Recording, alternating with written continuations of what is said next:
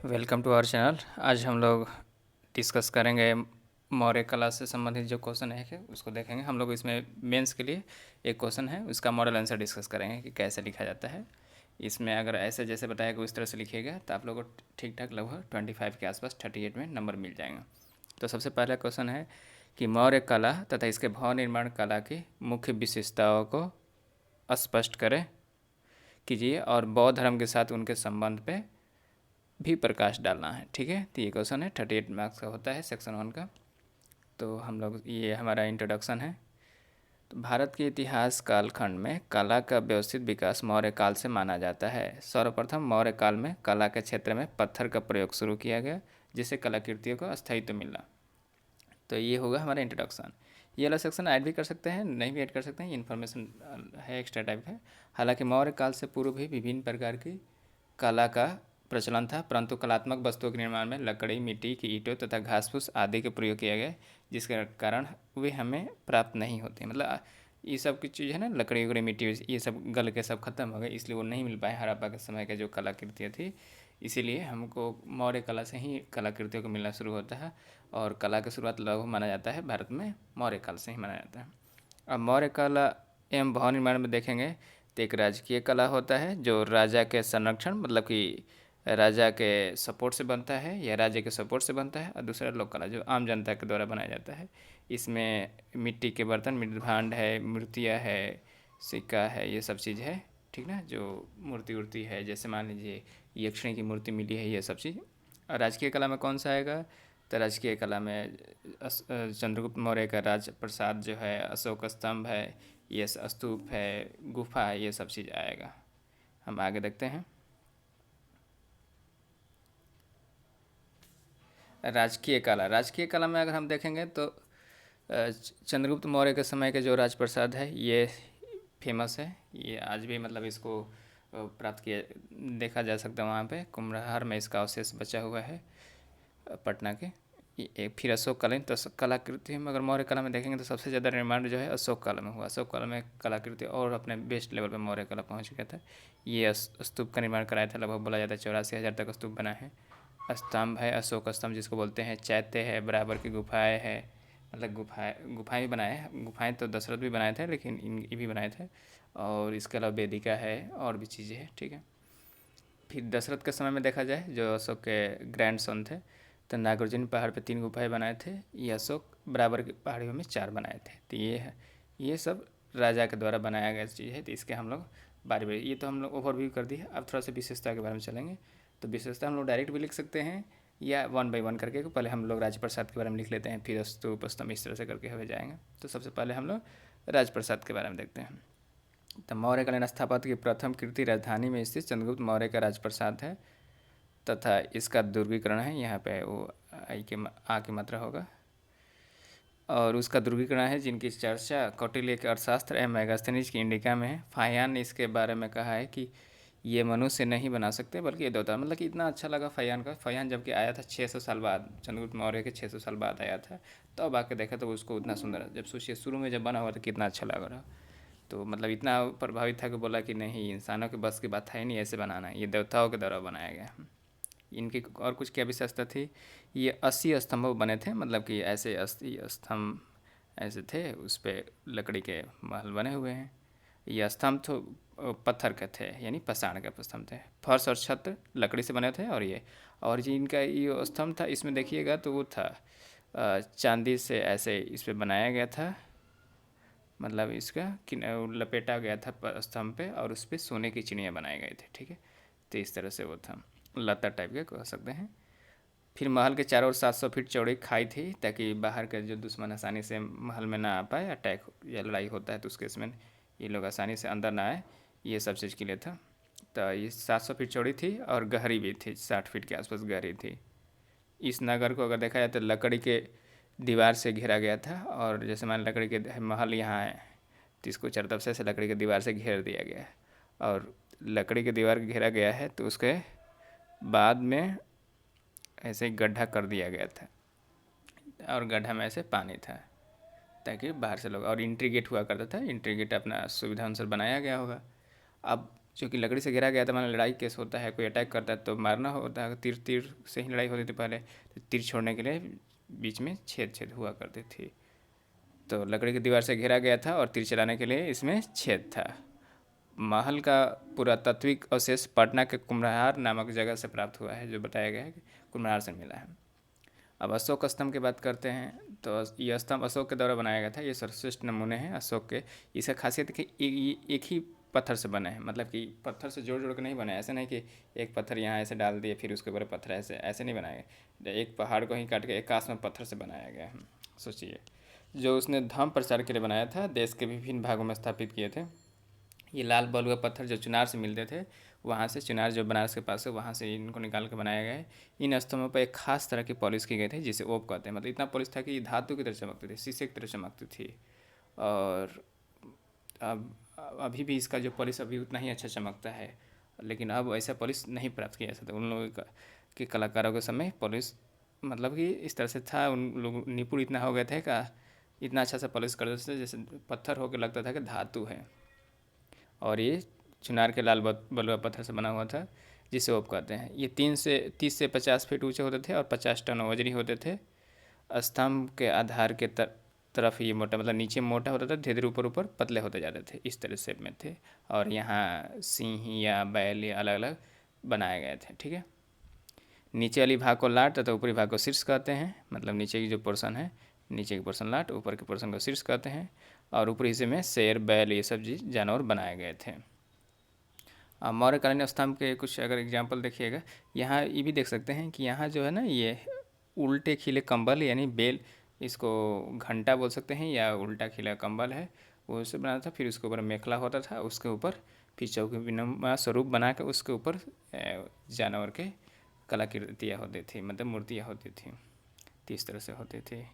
अब मौर्यकालीन स्तंभ पे अगर देखा जाए कुछ क्या इनके कुछ एग्जाम्पल, तो ये लौरिया नंदनगढ़ का स्तंभ, रामपुरवा का स्तंभ, दिल्ली का टोपरा स्तंभ। ये पहले टोपरा में था, अम्बाला के नज़दीक, वहाँ से इसको फिरोज शाह तुगलक के द्वारा मंगाया गया था। दिल्ली का मेरठ स्तंभ, ये मेरठ में था, इसको भी फिरोज शाह तुगलक के द्वारा बनाया गया था, मंगाया गया था दिल्ली में स्टडी करने के लिए।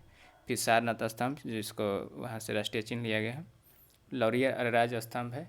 फिर इलाहाबाद स्तंभ, इस इलाहाबाद स्तंभ पर समुद्रगुप्त की प्रशस्ति भी मिलती है। फिर रुमनिधि स्तंभ, यहाँ से महात्मा बुद्ध के जन्म स्थल के बारे में पता चलता है कि यहाँ पे हुआ था। तो ये सब चीज़ था। अगर हम स्तंभ की खासियत तो पहले ऊपर डिस्कस कर चुके हैं, फिर भी अगर देखेंगे तो क्या था कि ये एकाश्म पत्थर से मिलकर बने थे। इन पे एकदम धातु की तरह चमक थी, मतलब इनको खास तरह से पॉलिश किया जाता था। और मेन एकाश्म पत्थर और ये पॉलिश, ये ध्यान रखना है। नीचे लाट, ऊपर शीश, और शीश पे जानवर बने होते थे, ठीक ना। और इसमें ये कहीं कहीं वो रहता था कि राजा का संदेश भी रहता था, कि राजधर्म का जो संदेश की आम जनता को क्या करना है क्या नहीं करना है, उसके बारे में इस पर डिस्कस किया जा रहा था। राजा मतलब अशोक को ही अपना संदेश इसके माध्यम से लिखवाते थे। अब स्तूप, तो महात्मा बुद्ध का जब मृत्यु हुआ, तो उनका जब महापरिनिर्वाण हुआ, तो ये इनके मरने के पश्चात इनके शरीर के जो अवशेष बचे, तो उनको 8 भागों में बांटा गया और उन्हीं अवशेषों पर समाधि बनाया गया। इसी को स्तूप कहा जाता है। फिर जब अशोक का समय आया, तो उसने लगभग 84,000 बोला जाता है बौद्ध परंपरा के अनुसार कि स्तूप बनाए थे। इसमें खास जो है बिहार के वैशाली, गया, ये सब जगह में शामिल है, ठीक है। स्तूप मिलते हैं ऐसे गोलाकार होते थे, ठीक ना, जैसे गोल कर देखें ना, उस टाइप से होते हैं, ठीक है। और इसमें कुछ फेमस जो स्तूप देखना होगा तो सांची का स्तूप है, भरौत का स्तूप है, ये सब चीज़ है। ये बाहर ये है, वेदिका है, ठीक है, इसको अंडा बोला जाता था, ठीक है। और ये हर्मिका है, हर्मिट, और उसके ऊपर ये छतरी चाहे जो भी यहीं पर अवशेष रखा जाता था। ये प्रदक्षिणा पथ है, ये सब गेट है। वेदिका, वेदिका शुरू में लकड़ी के बनते थे, बाद में वो दूसरी जब वंश है मौर्य वंश के बाद, तो उस समय पत्थर के भी बनाए जाने लगे। तो वेदिका समानता मौर्यकालीन बिहार में स्तूप वेदिकाओं से घिरा होता था। मतलब कोई भी स्तूप या बिहार बना हुआ तो उसको ऐसे लकड़ी या वेदिका से घेरा जा रहा था। अब गुफाएं, तो गुफाएं यह भी मौर्य काल का सर्वोत्तम उदाहरण है। ये पहाड़ों को काट कर, मतलब जब पहाड़ है ऐसे पूरा मान लीजिए ऐसे पहाड़ है, ठीक है, तो इसी में ऐसे काट के गुफा बना दिया गया है, ठीक है।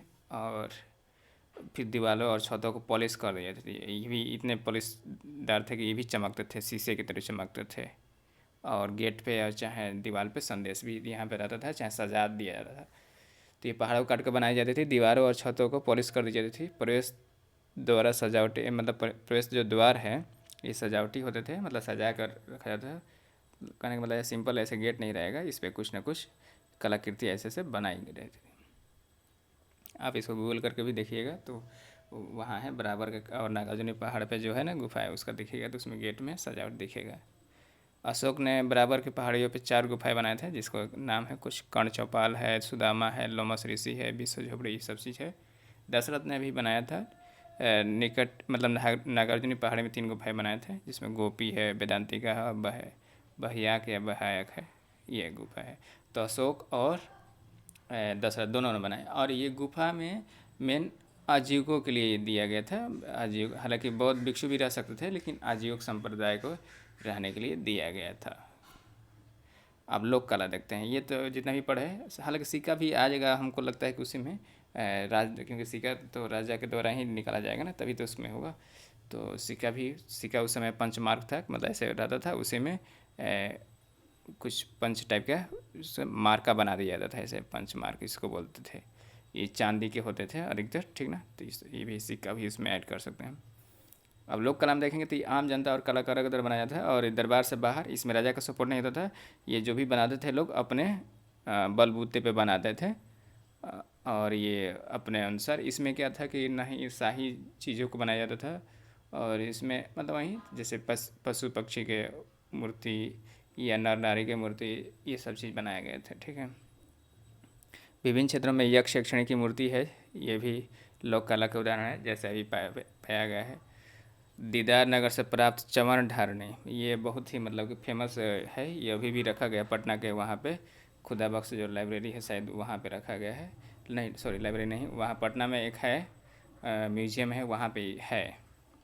इसमें चमन या तलवार टाइप के उनके हाथ में है, और इसमें जो स्त्री का है ना एक सुंदर सा स्वरूप इसमें बताया गया है, मतलब बनाया गया है। लोहानीपुर से प्राप्त 2 नग्न पुरुषों की मूर्ति है, ये जनरली जैन धर्म से संबंधित है, ठीक है। तो वो है। और कुम्हार से विभिन्न पशु पक्षी तथा नर नारियों की मूर्तियाँ मिली है, और कहीं कहीं से वो बच्चे के भी मूर्ति मिली है, खिलौना टाइप के मिले हैं। ये सब चीज़ ये लोक कला का उदाहरण है। इनकी विशेषता क्या थी कि कलात्मक थे और जीवंत रूप, मतलब ऐसे तो लगता था कि एकदम ये जिंदा है, मतलब कि इतना सजीव पिक्चर था, ये सजीव मूर्ति था। भूरे बलुआ पत्थर से बनते थे। भागलपुर या उधर जमुई के आसपास जो है ना, उधर से इनका जो पत्थर आता था उससे या मिट्टी से बनते थे। अलंकृत युक्त मतलब उनको एकदम पूरा सजा कर रखा जाता, पूरा अगर औरत का पिक्चर जैसे यक्षिणी का बनाया गया तो उसमें पूरे गहने एकदम हैं, गहने उस पर रखा गया है। तो अलंकृत थे और आभूषण भी था उस पर। अगले भाग को बनाने पर ज़्यादा ध्यान दिया गया था, पिछले भाग पे नहीं, क्योंकि मेन कोई भी चीज़ आदमी देखेगा, मूर्ति वूर्ति कुछ भी देखेगा ऐसे ऐसे तो आगे से ही देखेगा ना, तो पीछे ऐसे ही खाली रहता था, लगभग आगे पे ही ज़्यादा फोकस किया जाता था। मूर्तियों का निर्माण चिपका हुआ विधि से, मतलब अंगुलियों का इस्तेमाल करके चिपका कर बनाया गया था, ठीक ना। और ये एकदम चमकीली मूर्ति होती थी, मतलब सब में एकदम चमक होती थी, पॉलिश किया हुआ था, ये सब चीज़ था। मृदभांड तो संपूर्ण गंगा घाटी और पटना से जो प्राप्त हुए हैं, ये काले चमकीले मृदभांड मिले हैं, जिसको NBPW बोलते हैं, NBPW, ये सब है, ठीक ना। मौर्य कला पर बौद्ध धर्म का अगर प्रभाव के बारे में, अभी तो हमने इतना विशेषता देखा, ठीक है। अब यहाँ से जो क्वेश्चन में एक्स्ट्रा था तो उसके बारे में है। अब इसके जगह पर अगले क्वेश्चन में ये हो सकता है कि यूनानी कला से कितना प्रभावित है उस पर, तो उसके अनुसार हम लोग कर देंगे। या और कुछ बिहार में इसका क्या प्रभाव है, चाहे बिहार को मतलब कि पहचान दिलाने में मौर्य कला का योगदान है, ऐसे डालेगा तो फिर उसके अनुसार हम लोग को करना पड़ेगा। लेकिन ये जो है ना विशेषता है, इस सारे क्वेश्चन में लगभग यही रहेंगे। जब भी मौर्य कला का होता है विशेषता आपको यही लिखना है। एक और इसमें ऐड कर सकते हैं कि जैसे धौली से वो हाथी का एक पहाड़ से बना हुआ ये मूर्ति है, जो इसमें लगता है कि हाथी पहाड़ से बाहर निकल रही है, एकदम हाथी के भी वहाँ सजीव मूर्ति है। मौर्य कला पर बौद्ध धर्म का प्रभाव अगर देखेंगे तो स्तंभों पर जो लेख लिखे हैं वो वैदिक एवं बौद्ध धर्म की झलक मिलती है, ठीक ना। जो लेख लिखा गया है उसमें ये। और स्तूप का निर्माण जो है, स्तूप तो बौद्ध धर्म से ही रिलेटेड है, और इसमें साफ उसमें बौद्ध धर्म के प्रभाव का झलक दिखता है, क्योंकि वहाँ जो वेदिका होती है, वेदिका पे भी जातक कथा और उसका पिक्चर उक्चर बनाया गया है। इसमें स्तूप बन गया, इसका वेदिका किनारे किनारा है, तो इसमें जातक कथाओं का पिक्चर है या कहानियाँ उसमें लिखी गई है, यानी स्तूप बौद्ध धर्म से इसमें साफ दिखता है। गुहा विहार का निर्माण आजीविका और बौद्ध के लिए, जो गुहा विहार में जो गुफा, जिसको गुफा विहार गुफा बोलते हैं, तो उसका निर्माण आजीविकों के लिए किया था, आजीविका जो संप्रदाय थे, और बौद्ध भिक्षु के लिए भी था। इस पर भी बौद्ध धर्म का प्रभाव दिखता है। सारनाथ स्तंभ से बौद्ध धर्म का प्रभाव का स्पष्ट झलक दिखती है। तो इस तरह से हम देखेंगे कि क्या कि मौर्य काल पे बौद्ध धर्म की काफ़ी हद तक प्रभाव दिखती है, लेकिन कुछ रूप धर्म निरपेक्ष स्वरूप में भी है या दूसरे धर्म के प्रभाव में, जैसे जैन दिगंबरों की प्रतिमा से जैन धर्म के प्रभाव मिलती है, क्योंकि वो तो जैन दिगंबर के है, तो उसमें तो बौद्ध धर्म कैसे हो सकता है। राजकीय कला में धर्म का प्रभाव है, इसलिए है क्योंकि उस समय अशोक का बौद्ध धर्म की तरफ झुकाव हो गया था, इसीलिए जो भी अधिकतर मौर्य कला में जो निर्माण है और अशोक के द्वारा ही किया गया था, इसीलिए जो भी राजकीय कला है उसमें आपको बौद्ध धर्म की झलक दिखेगी। लेकिन जो लोक कला है उसमें वो धर्मनिरपेक्ष है, उसमें देखिएगा पशु पक्षी है, पुरुष है, यक्षिणी है, ये बौद्ध धर्म से स्वतंत्र है। अतः उपयुक्त विवरण के आधार पर हम कह सकते हैं, ये हमारा हुआ कि उपयुक्त विवरण के आधार पर हम कहा जा सकता है कि मौर्य साम्राज्य कला एवं भवन निर्माण कला में समृद्धशाली रहा है और बौद्ध धर्म से उनका अन्योन्य से संबंध है, मतलब कि ये बौद्ध धर्म से जुड़े हुए हैं। और राजकीय कला में तो बौद्ध धर्म का प्रभाव है, लेकिन लोक कला में वो बौद्ध धर्म से स्वतंत्र है। तो इस तरह से हम इसको एक्सप्लेन कर सकते हैं, क्योंकि कुछ तो जुड़ाव है और कुछ नहीं जुड़ाव, वो दोनों दिखाना पड़ेगा तभी आपको होगा, और बाद में हमको कंक्लूजन जो क्वेश्चन के अनुसार आता है उस तरह से कर देना होता है। तो इस तरह से ठीक है, हमने ये क्वेश्चन देखा। अब अगले हम लोग वीडियो में अगला क्वेश्चन देखेंगे, तब तक से ठीक है, नमस्कार।